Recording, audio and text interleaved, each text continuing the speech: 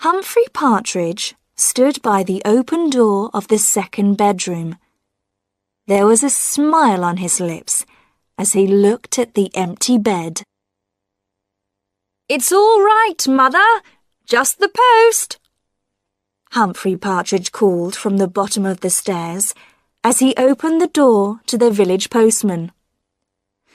"There's a package for you, Mr. Partridge," said Reg Carter, putting his hand on the door. "From a garden centre, it says on it. Roses, I think." "Yes," said Partridge, trying to close the door. "It's the right time of year for planting roses, is it? November?" "Yes. How's your mother?" Reg went on. He was in no hurry to leave. "Not so bad." "She never seems to get any letters, does she?" "No. Well, when you reach that age, most of your friends are dead." "Oh, how old is she now?" "She was 86 last July." "That's a good age. She doesn't go out much, does she?" "No, not at all. Now, if you'll excuse me, I have to leave to catch my train to work." Partridge closed the door and called up the stairs. "Goodbye, Mother. I'm off to work."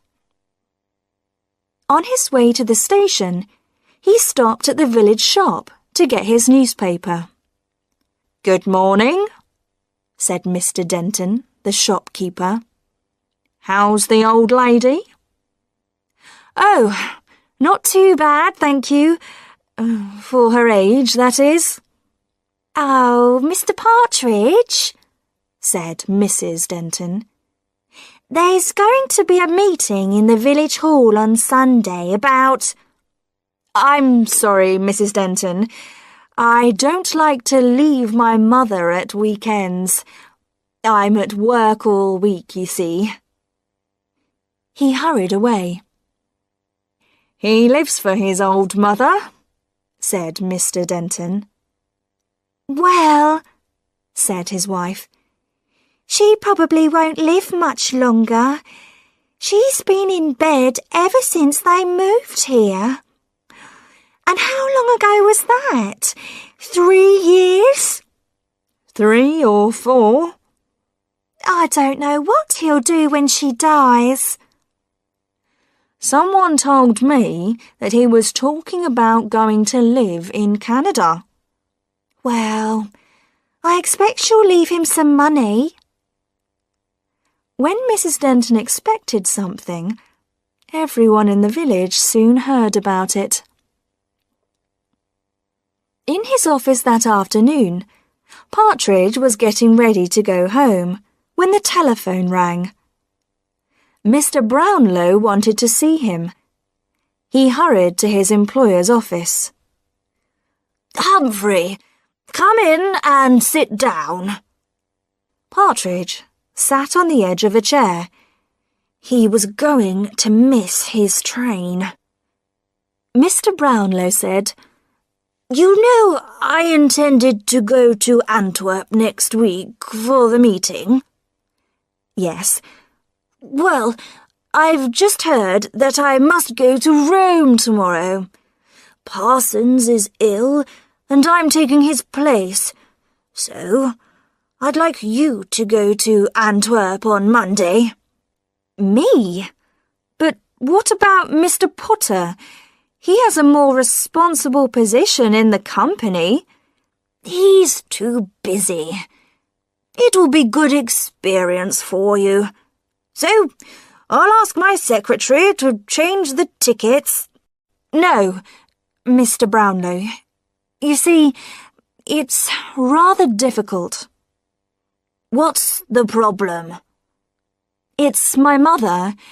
She's very old, and I look after her." "Oh, it's only for 3 days, Humphrey, and this is important." "I'm sorry. It's not possible. My mother." There was a pause. Mr. Brownlow was looking annoyed. "Oh, all right then. You can go now, or you'll be late for your train." Partridge looked at his watch. "I think I can just catch it if I hurry." "Oh, that's great." His employer gave a cold smile. "Mother, I'm home. It's exactly 6:35. I had to run for the train, but I caught it." Humphrey Partridge hurried up the stairs, went past his own bedroom, and stood by the open door of the second bedroom. There was a smile on his lips as he looked at the empty bed. It was Monday morning, and Partridge was making his breakfast. He turned on his cooker and prepared to boil an egg. It was an old cooker, but it still worked well. He looked out of the kitchen window with satisfaction. During the weekend, he had dug the garden and planted all the roses. The doorbell rang. It was Reg Carter, the postman, with a big package in his hand. "Sorry, I couldn't get this through the letterbox." Partridge could see that it contained more information about Canada. He would enjoy reading that on the train. "Oh, and there's this letter too, but nothing for the old lady. Is she all right today?" "Fine, thank you." Partridge managed to shut the door behind the postman. He opened the letter. When he saw what was in it, he sat down at the bottom of the stairs, feeling weak with shock. He had won a large sum of money in a competition. "You wanted to see me, Partridge?" "Yes, Mr. Brownlow." "Well, be quick then. I've just flown back from Rome." "I've come to tell you I'm leaving." "You mean you want to leave the company? This is sudden." "Yes, I'm going abroad, to Canada, with my mother." "Well, you can go in a month. I need a month's notice."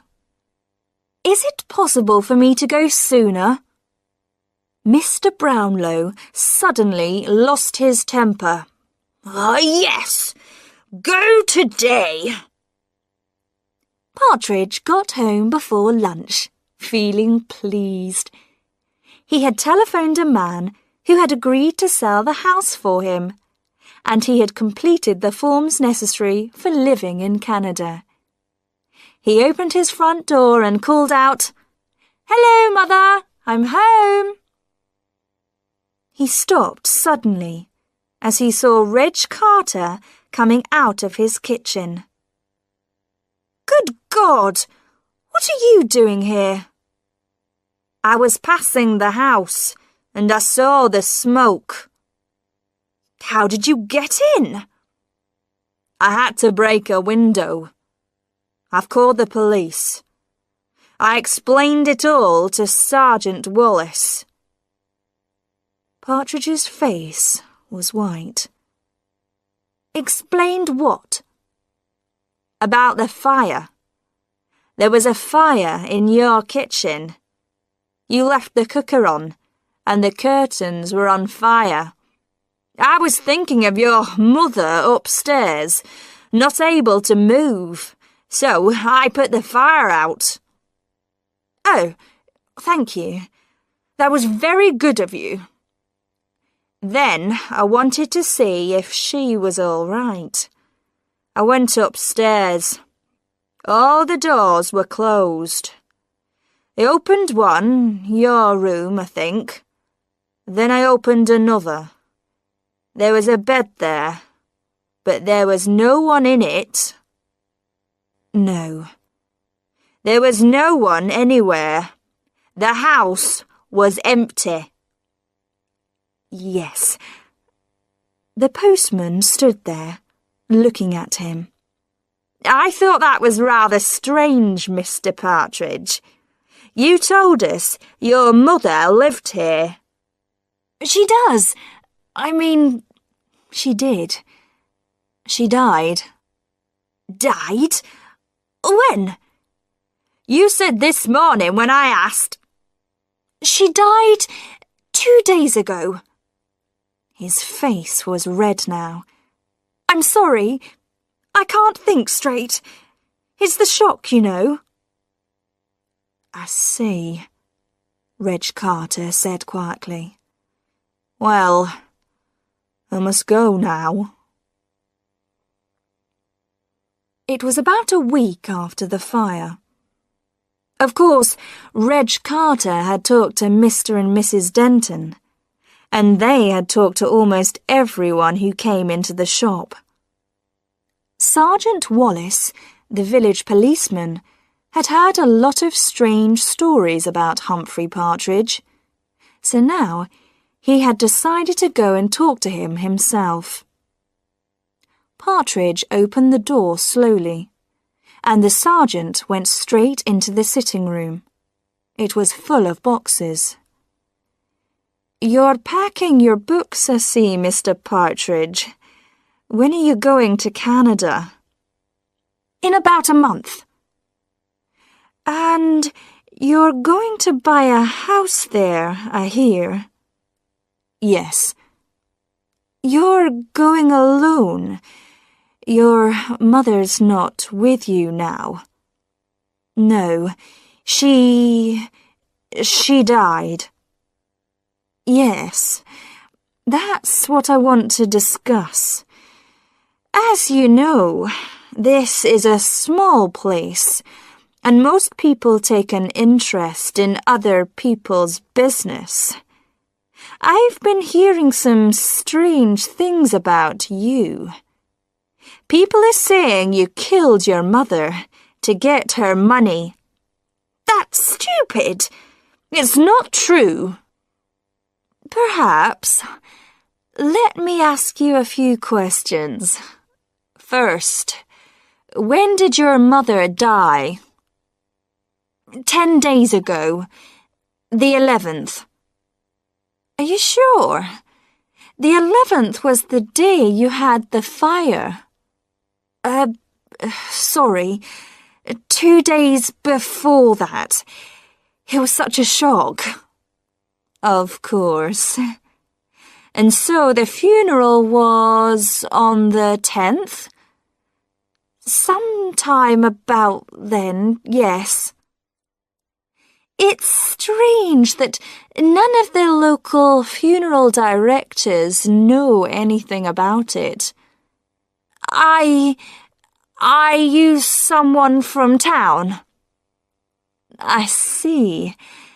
And was it a doctor from town who signed the document saying that she was dead? Yes. Do you perhaps have a copy of the document? Partridge looked unhappy. You know, I don't. I'm afraid, the sergeant said, that suggests there may be something unusual about your mother's death. Now, if a crime has taken place... No crime has taken place, Partridge cried. I haven't got a mother. I never saw my mother. She left me when I was 6 months old, and I grew up in a children's home. Then who was living upstairs? Nobody. I live alone. I always have lived alone. I hate people. People are always asking you questions.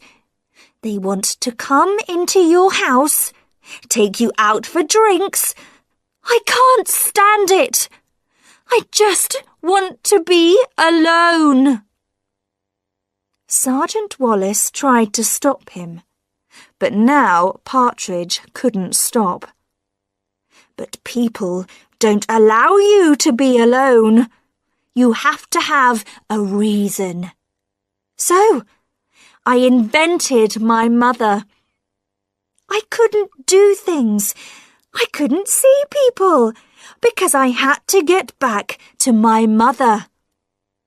I even began to believe in her and talk to her. She never asked questions.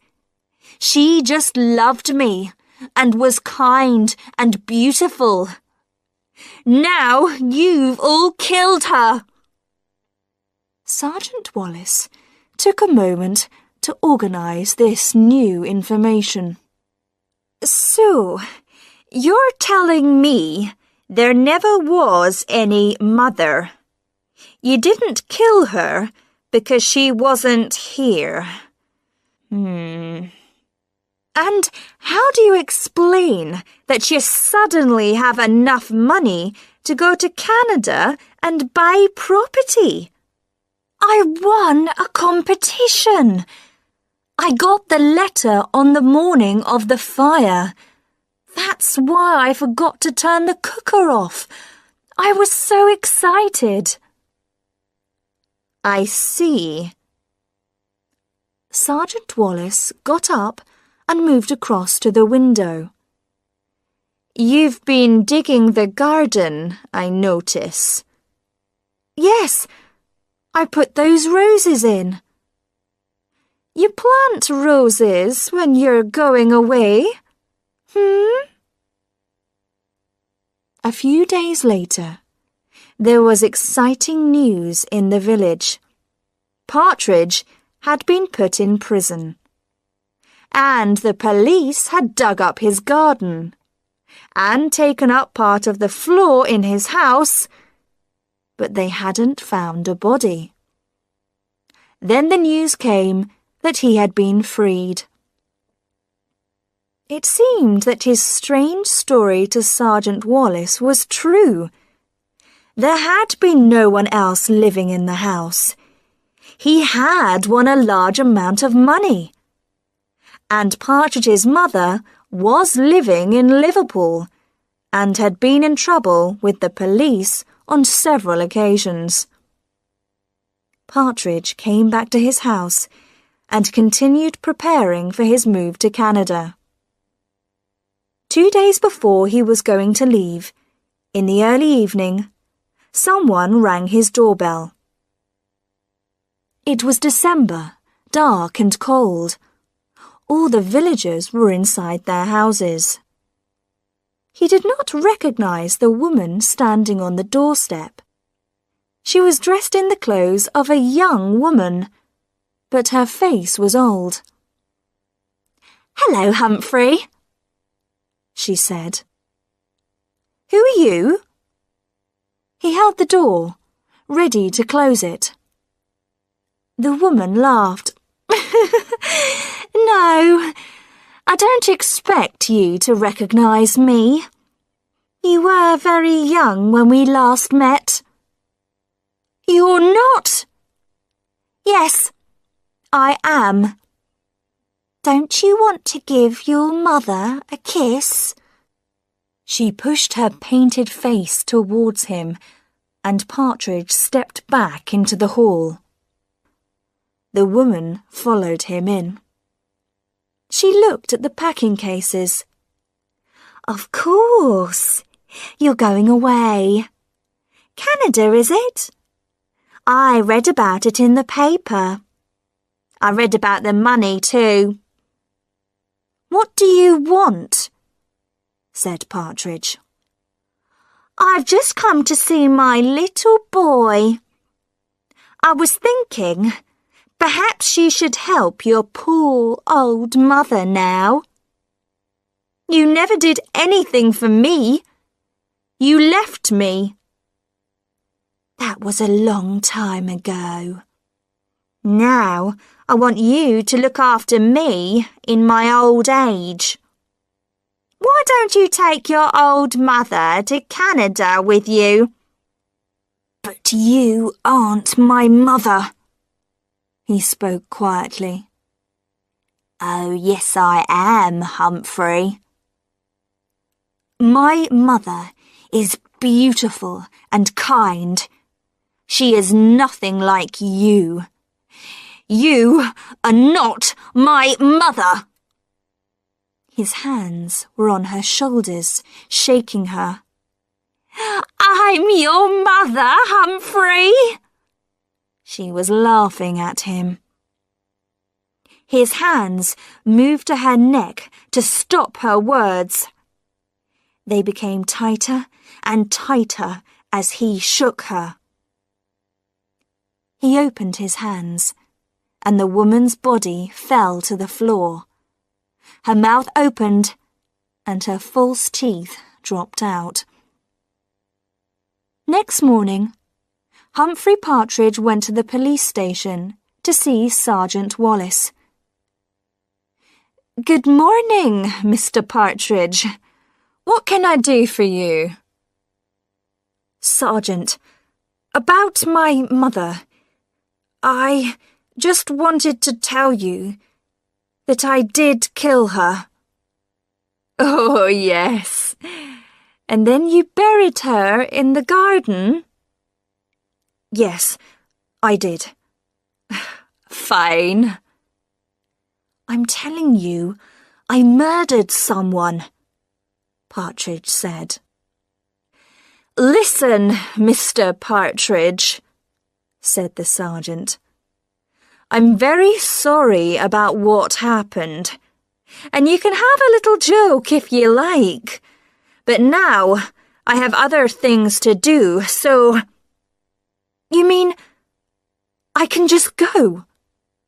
"Do, please." "To Canada?" "Anywhere you like." "All right then. I'll go." He left the police station. Outside, Humphrey Partridge took a deep breath of air and smiled. "Right, Mother. We're going to Canada," he said.